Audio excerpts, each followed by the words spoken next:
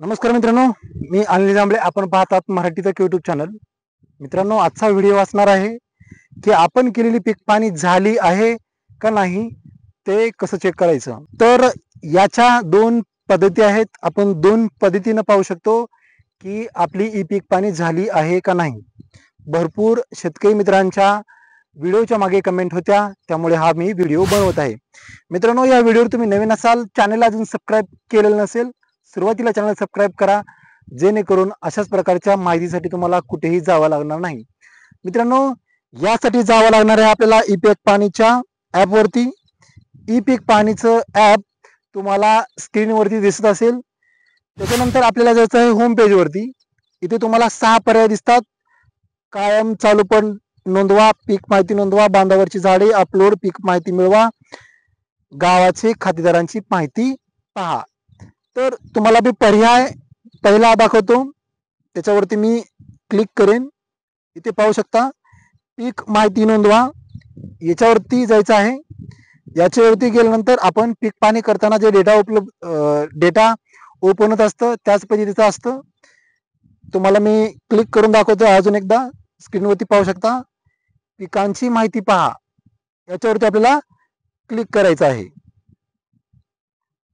इथे पाहू शकता मी पीक पाणी माझ्या एका सर्वे नंबरची कंप्लीट केलेली आहे. तिथे माझी पीक पाणी झालेली आहे. ही झाली पहिली पद्धत.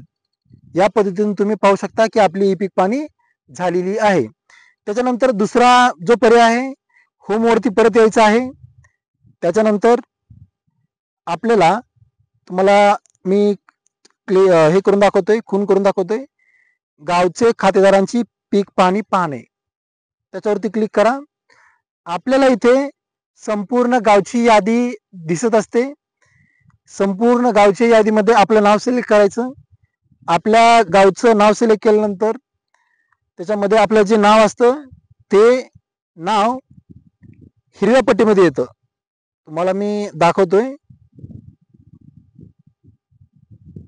आपल्या नावाप्रमाणे आपलं नाव चेक करायचं आहे.